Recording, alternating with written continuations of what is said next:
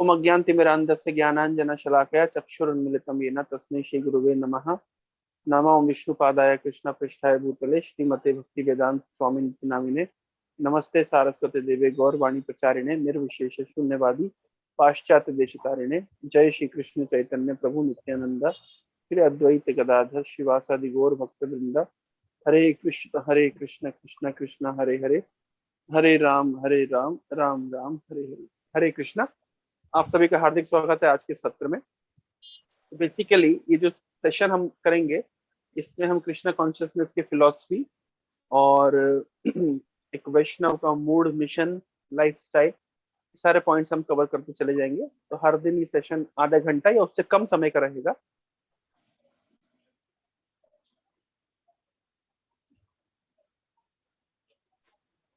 आपके जितने भी फिलोसफिकल डाउट्स होंगे, क्वेश्चंस होंगे, और जब आप प्रभुपाद जी की बुक्स पढ़ते हैं तो बहुत सारे क्यूरियोसिटी आपके मन में जागृत होगी।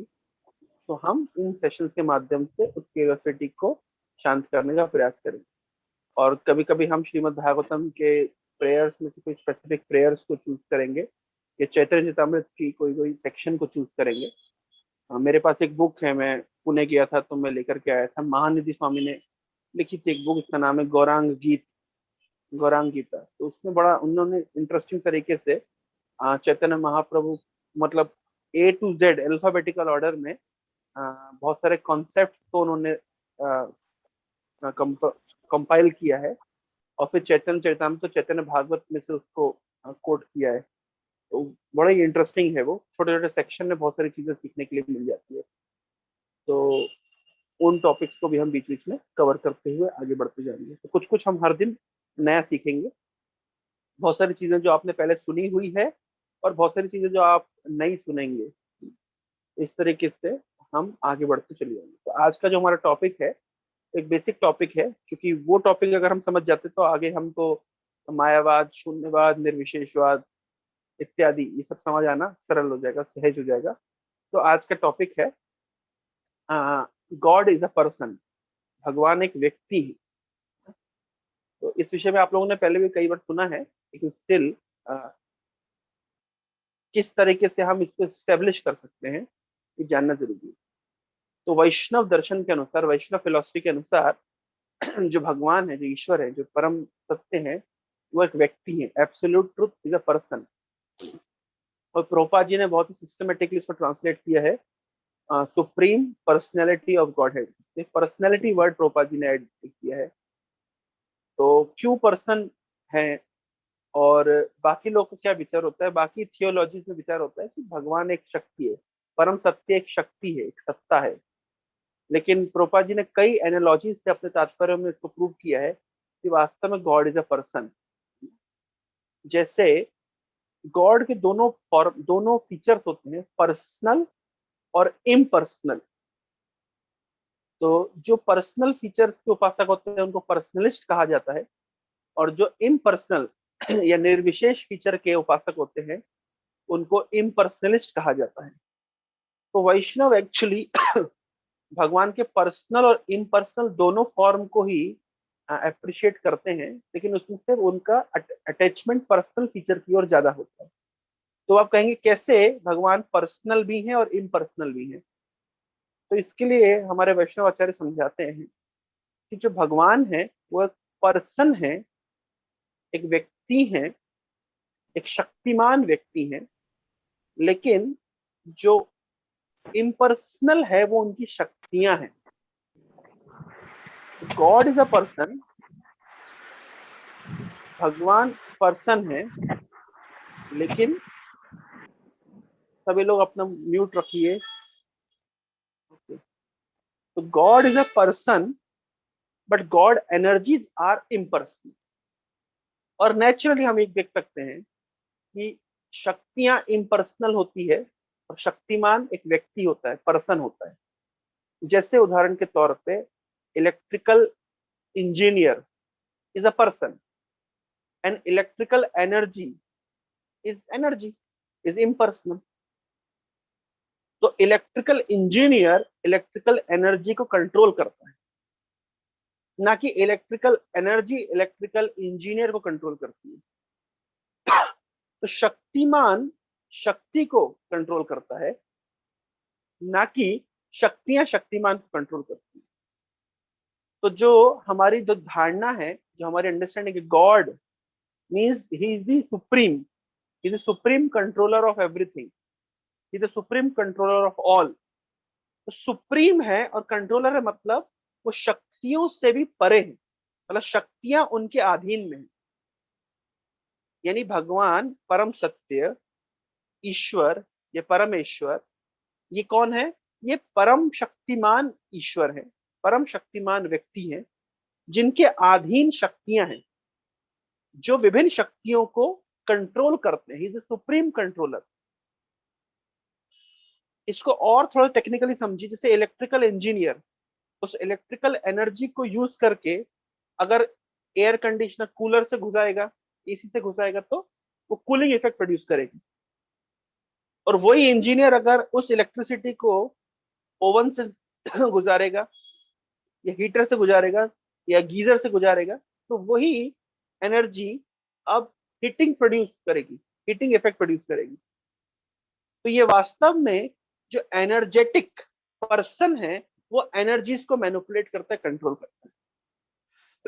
तो वही हमारी वैष्णव थियोलॉजी बताती है, वेदों में कहा गया है, परस शक्ति विविधई शूयते प्रभाव की ज्ञान बल क्रिया च। जो परम ईश्वर है वो परम शक्तिमान व्यक्ति हैं, और जिनके पास विभिन्न प्रकार की शक्तियां हैं, और उन विभिन्न प्रकार की शक्तियों से वो संसार की सृष्टि स्थिति प्रलय इत्यादि करते हैं।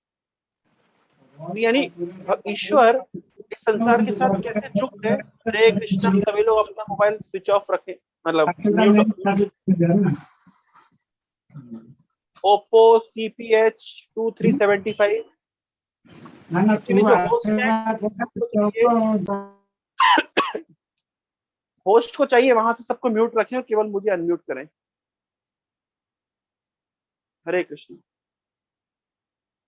तो तो वैष्णव थियोलॉजी बताती है, समझा, वेदों में लिखा गया है, परस्य शक्तिर विविधैव श्रूयते प्रभाव की ज्ञान बल क्रिया से। मतलब जो परम ईश्वर है वो परम शक्तिमान व्यक्ति है, जिनके पास विभिन्न प्रकार की शक्तियां हैं, जिन विभिन्न प्रकार की शक्तियों से वो इस संसार के सृष्टि स्थिति प्रलय इत्यादि कार्य करते हैं।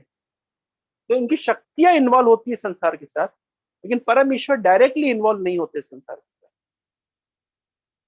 दूसरा, जब हम कहते हैं कि गॉड इज दी सुप्रीम, कभी कभी आप जब लोगों से प्रश्न पूछेंगे, क्या आप ईश्वर की सत्ता पे विश्वास करते हैं, do you believe in existence of God, तो लोग बड़ा सिंपल आंसर देते हैं, बोलते हैं नहीं नहीं, वी डोंट एक्चुअली, हम we don't believe in God, पर हम समझते हैं कोई परम शक्ति है जो सब कुछ कर रही है। लेकिन ध्यान रखिए, शक्ति सब कुछ, अगर कोई ऐसा बोले कि इलेक्ट्रिकल इंजीनियर की कोई जरूरत नहीं है, इलेक्ट्रिकल इंजीनियर के अस्तित्व में मुझे विश्वास नहीं है, इलेक्ट्रिकल एनर्जी सब कुछ चला रही है, जला रही है, तो ये बात सही नहीं होगी। क्यों सही नहीं होगी? क्योंकि एनर्जी अपने आप में कभी इंडिपेंडेंट नहीं हो सकती। एनर्जी को कंट्रोल करने के लिए, नियंत्रण करने के लिए एक एनर्जेटिक व्यक्ति की आवश्यकता है। इसी को प्रभुपाद जी दूसरे उदाहरण में बताते हैं कि ऐसा देखने में प्रतीत होता है, प्रभुपाद जी उदाहरण देते हैं कि कोई छोटा बच्चा है, वो कार को चलता हुआ देखता है, तो उसे लग सकता है कार अपने आप चल रही है, लेकिन जो बुद्धिमान व्यक्ति है वो जानता है कि कार को चलाने वाला एक ड्राइवर है।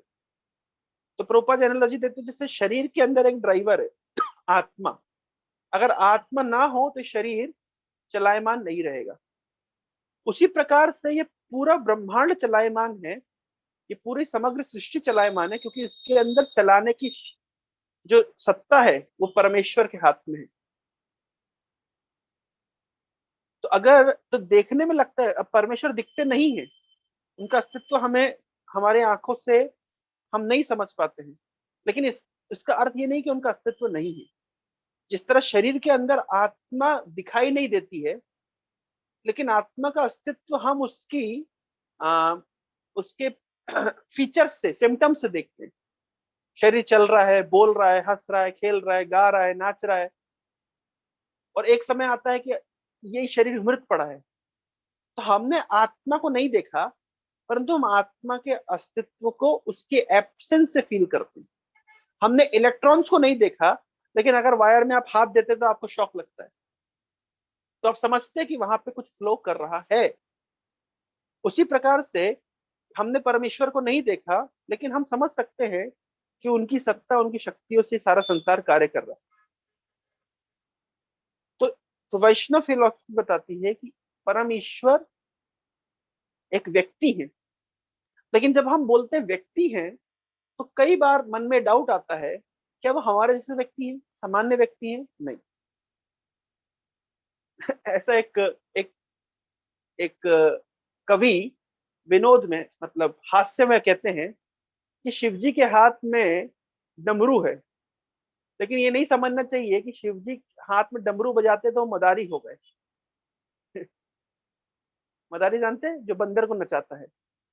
तो जैसे ही हम बोलते हैं व्यक्ति, कि ईश्वर एक व्यक्ति है, तो हमारे मन में, लोगों के मन में एक डाउट आता है, कॉन्सेप्ट ऐसा आता है कि व्यक्ति मतलब वो हमारे से एक सामान्य व्यक्ति होता होगा। पर नहीं, ये समझना बहुत जरूरी है। ये हमारे वैदिक ग्रंथों में इस बात को बार बार एस्टेब्लिश किया है कि जहां व्यक्तित्व की बात आ रही है, ईश्वर का व्यक्तित्व है, लेकिन वो हमारे जैसे समान व्यक्ति नहीं है। सामान्य नहीं है मतलब इसको कई तरीके से समझ सकते हैं। तरीका नंबर एक, हमारा जो शरीर है वो लिमिटेड है। Our body is limited by the dimensions of time and space. But when it comes to the Supreme Lord, he is not conditioned by the dimensions of time and space. उनके ऊपर एक conditioning लागू नहीं होती। हमारे शरीर का अस्तित्व तो एक समय जन्म होता है, कुछ समय बढ़ता है, स्थिर होता है, रिप्रोडक्शन करता है, ड्विंडल होता है, और फाइनली डेथ। तो 6 प्रकार के चेंजेस हमारे सॉरी हमारे शरीर में देखे जाते हैं। लेकिन भगवान के शरीर में, परम ईश्वर के शरीर में इस प्रकार के चेंजेस नहीं होते, इसलिए उनको अव्यय कहा जाता है, चेंजलेस, जिसका व्यय नहीं होता। महाभारत में कहा गया है कि जो चीज हमारे चिंतन से परे है, उसको आर्ग्यूमेंट करके हम एस्टेब्लिश नहीं कर सकते। तो कभी कभी जो चीज हमारे चिंतन से परे, ऐसा कैसे हो सकता है कि ईश्वर का जो शरीर है वो नित्य है, अव्यय है, चेंजलेस है? ये समझना हमारे कॉन्सेप्शन से परे, क्योंकि हमने ऐसी कोई भी वस्तु नहीं देखी है कि जो नित्य हो और चेंजलेस हो। जैसे मैं कुछ दिन पहले उदाहरण दे रहा था, आप लोगों ने उदाहरण सुना होगा कि जैसे मान लीजिए एसी, एयर कंडीशनर। तो एयर कंडीशनर से हम क्या समझते हैं? हम समझते हैं कि जो हवा को ठंडा करे, जो वातावरण को, रूम को ठंडा करे, एसी। लेकिन ध्यान रखिए, एसी का नाम एसी है, एयर कंडीशनर, ना कि कूलर। यानी यही एयर कंडीशनर जब अमेरिका में यूज किया जाएगा, जहां पे कभी कभी बर्फ गिरती है तो -10 या -15 डिग्री तापमान हो जाता है, तो वहां पे यही एयर कंडीशनर हीटर का काम करेगा। क्योंकि अगर 16 डिग्री तापमान कर दिया रूम में, तो कहाँ -10 डिग्री और कहाँ 16 डिग्री। तो एयर कंडीशनर का हमारा कॉन्सेप्शन या परसेप्शन क्या है? हमारा परसेप्शन ये है कि वो ठंडा करता है, लेकिन वास्तव में उसका फंक्शन एयर को कंडीशन करना है बाहर के क्लाइमेटिक कंडीशन के अनुसार। उसी प्रकार से, क्योंकि हमने ऐसी कोई वस्तु नहीं देखी जो नित्य है, जो अव्यय है, जो चेंजलेस है, तो इसलिए हमें ये कंसीव करना बड़ा ही समस्या लगती है कि ईश्वर का जो शरीर है, परमेश्वर का शरीर चेंजलेस है, वे जन्म रहित हैं। अजोपि सन अव्यय आत्मा भूतानाम ईश्वरोपि सन प्रकृतिम स्वामधिष्ठाय संभवामि आत्ममाया। अजय, वो जन्म रहित है, वो अव्यय है। ये समझना हमारे कॉन्सेप्शन से परे है। लेकिन वेदों में इस तरह ही, शास्त्रों में इस तरह ही स्टेब्लिश किया गया कि परम ईश्वर एक व्यक्ति है, लेकिन उनका व्यक्तित्व लिमिटेड नहीं है, वो अनलिमिटेड है। उनकी शक्तियां लिमिटेड नहीं, वो अनलिमिटेड है। उनका जो जैसे मान लीजिए मैं इस समय इस स्थान पे हूं, तो I am limited by the space, मैं इधर पे ही हूं, मैं उधर पे नहीं हूं। लेकिन परमेश्वर एक साथ हर जगह प्रेजेंट रह सकते हैं, इसलिए उनको ओमनी प्रेजेंट कहा जाता है। विष्णु शब्द का ही अर्थ होता है जो सर्वत्र व्याप्त है, जिनका अस्तित्व सब जगह है। और भगवत गीता में भगवान कह रहे सर्वत्र पाणी पादम तथा सर्वत्र अक्षि शिरोमुखम सर्वत्र श्रुतिमल लोके सर्वम आवृतम तिष्ठति। सर्वत्र पाणी पादम तथा, जिसके हाथ और पैर सब जगह है। सर्वत्र अक्षि शिरोमुखम, जिसके आंखें, जिसका सिर, जिसका मुख हर जगह है। सर्वत्र खड़ा है, वो सबको सुनते हैं। इस तरीके से सर्वत्र व्याप्त है। तो हमारा कॉन्सेप्शन कहता है कि अगर जो चीज सर्वत्र व्याप्त है तो उसका एक फॉर्म कैसे हो सकता है। तो यहाँ पे हम अपना स्पेकुलेशन यूज कर रहे हैं, यहाँ पे अपनी लिमिटेड अंडरस्टैंडिंग हम परमेश्वर के ऊपर थोपना चाहते हैं कि हम समझते हैं कि जो फॉर्म में आ गया है वो लिमिटेड हो गया है और जो फॉर्मलेस है वो अनलिमिटेड है। पर ये हमारा स्पेकुलेशन है। परमेश्वर का एक फॉर्म है, एट द सेम टाइम वो सर्वत्र व्याप्त हो सकते हैं। ये उनकी सत्ता, ये उनकी शक्ति है। तो जब हम पूछते हैं अरे ऐसे कैसे हो सकता है, तो इसका मतलब है कि अब हम क्वेश्चन कर रहे हैं उनकी पावर्स के ऊपर, उनकी स्ट्रेंथ के ऊपर, उनकी क्वेश्चंस कर रहे हैं इन द सेंस उनके लिए इम्पॉसिबल कुछ भी नहीं है। गॉड शब्द की डेफिनेशन होती है one who makes possible impossible, impossible possible. तो परमेश्वर की सत्ता के विषय में बताया गया कि उनका एक फॉर्म है, क्योंकि शक्तिमान व्यक्ति हैं, वो शक्तियों का फॉर्म नहीं होता, वे विभिन्न प्रकार की शक्तियों को नियंत्रित करके रखते हैं। और जब हम बोलते हैं कि लॉर्ड इज फॉर्मलेस, उनके पास कोई रूप नहीं है, तो हम क्या बोलना चाह रहे हैं कि उनके पास रूप नहीं है, मतलब इस संसार में हर वस्तु का रूप है, हर व्यक्ति का रूप है,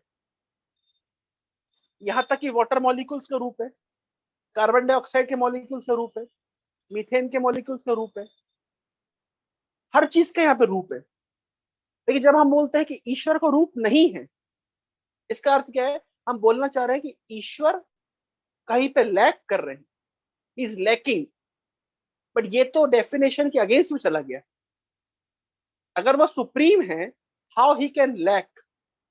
मैटर का फॉर्म है लेकिन सुप्रीम लॉर्ड का फॉर्म नहीं है। इसका मतलब है कि मैटर के पास कोई कोई क्वालिटी अधिक है जो सुप्रीम लॉर्ड में नहीं है। क्या संभव है? जबकि मैटर और स्पिरिट दोनों का ही सोर्स सुप्रीम लॉर्ड है। तो कैसे हो सकता है कि मैटर में कोई क्वालिटी है जो सुप्रीम लॉर्ड में नहीं है?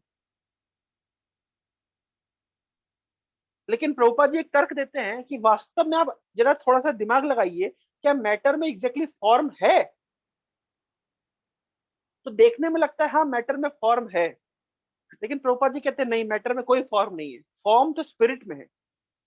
आप आश्चर्य करेंगे अरे ऐसे कैसे। प्रभुपाद जी उदाहरण देते हैं जैसे शरीर, हम कहते हैं शरीर में फॉर्म है, लेकिन शरीर में कब तक फॉर्म है?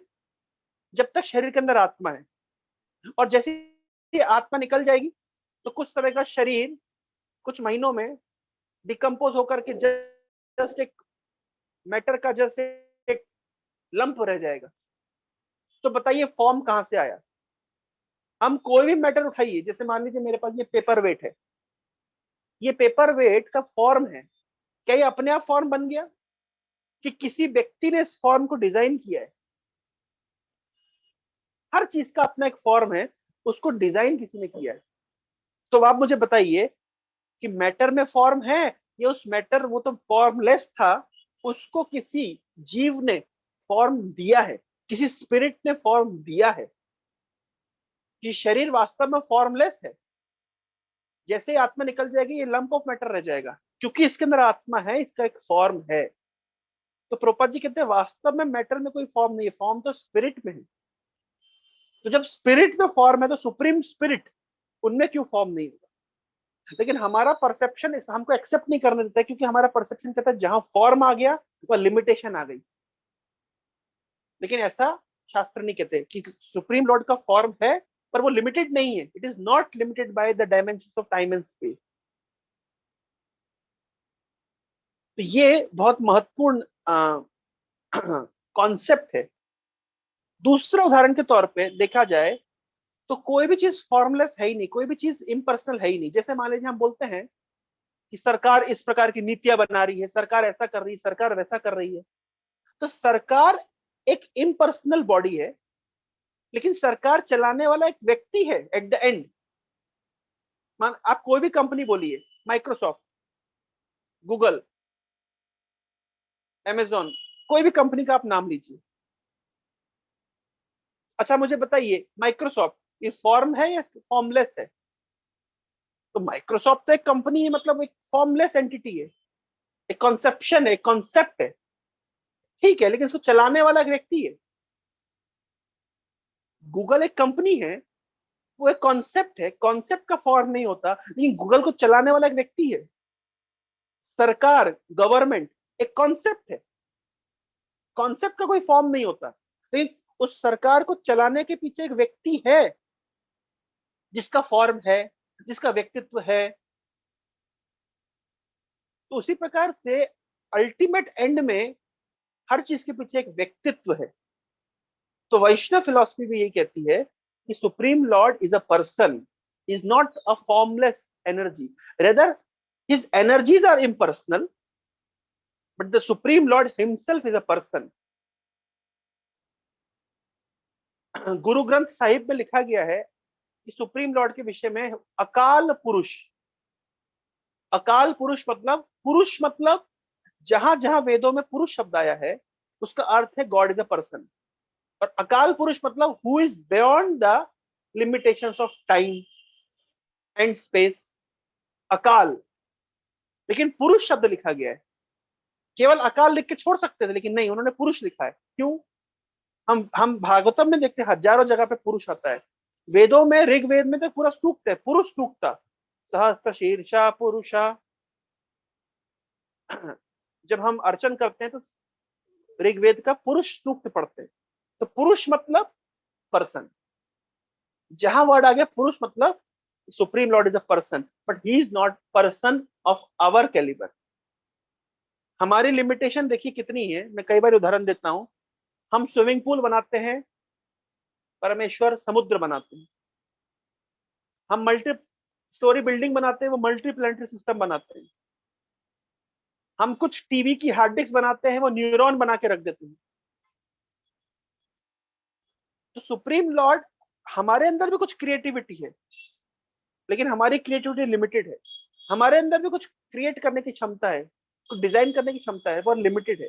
हम पेपर का फूल बनाते हैं, वो नेचुरल फूल बना देते हैं जो खिलता है और मुरझाता है, खुशबू देता है।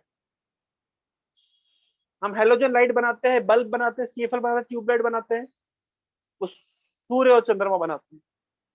तो हमारे अंदर भी कुछ क्षमताएं हैं जो उनसे आई हैं, हम उनके अंश हैं। तो अंश एक व्यक्ति है, तो जो अंशी है, जो जिससे अंश निकला है, वो परम पुरुष है, परम व्यक्ति।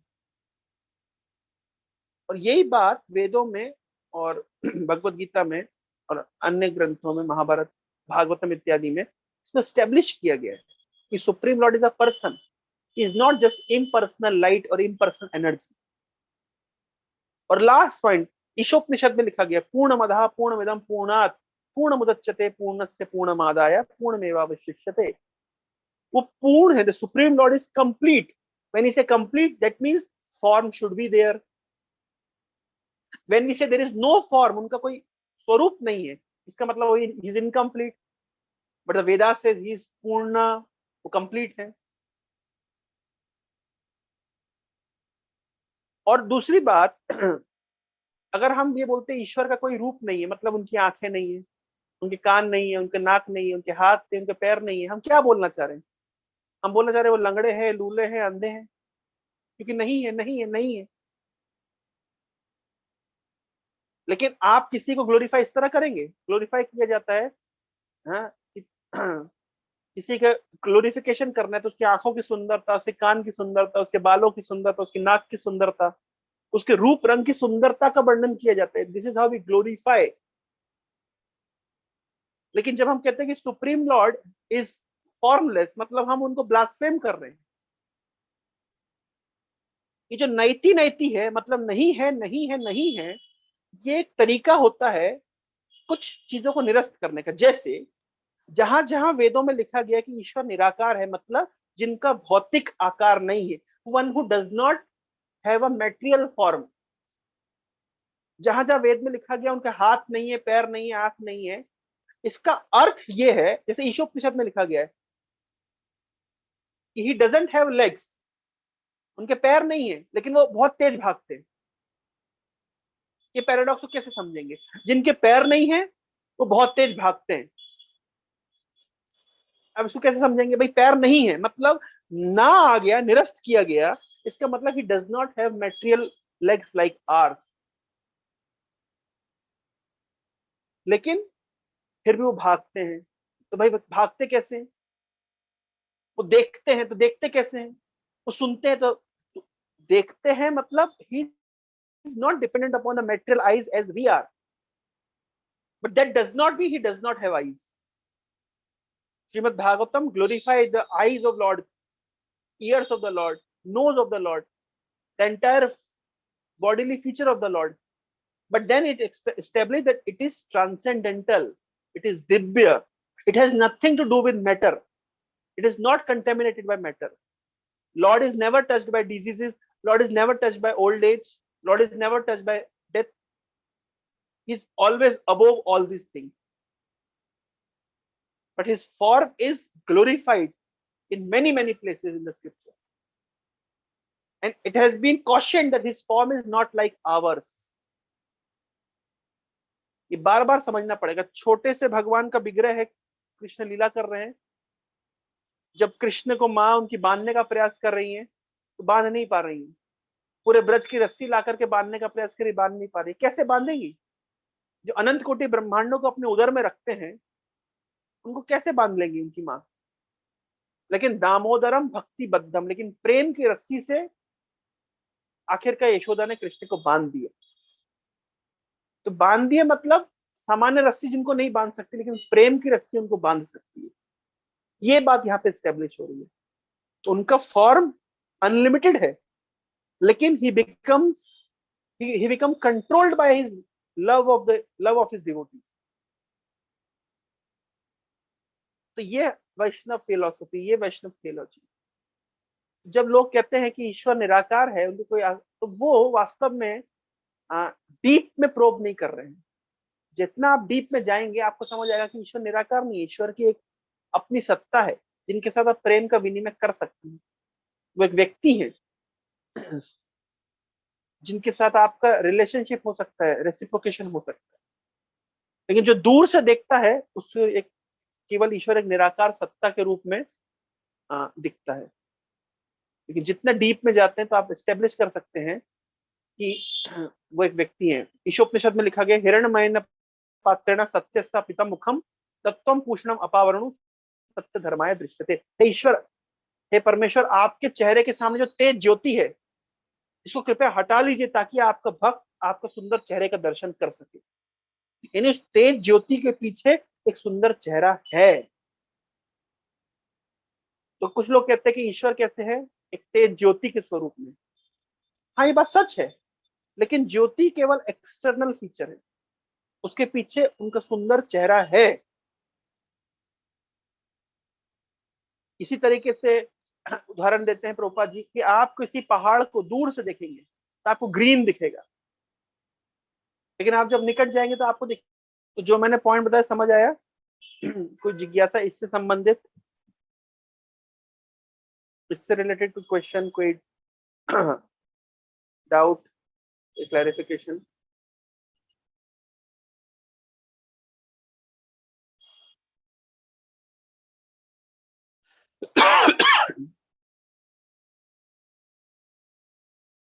क्लियर है ये पॉइंट?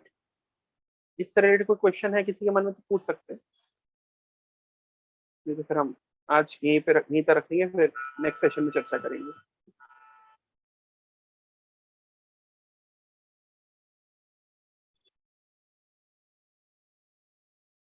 हरे कृष्णा। ठीक है, फिर यहीं तक रखते हैं। कल हम और थोड़ा सा नेक्स्ट लेवल पे आगे बढ़ेंगे। ये बेसिकली हम लोग अलग अलग टॉपिक्स कवर करते हुए चले जाएंगे। मेरे पास एक लिस्ट है, मैं आप लोग से शेयर कर दूंगा, बहुत सारे टॉपिक्स हैं। तो इसको आधा आधा घंटे में जो भी आज हमने डिस्कशन किया उसको आप विचार करिएगा, सोचिएगा, समझिएगा। और निश्चित रूप से कुछ बहुत सारे क्यूरियोसिटी, कुछ प्रश्न उठेंगे आपके मन में, जिसको हम हर सेशन में चर्चा कर पाएंगे। ठीक है। हरे कृष्ण।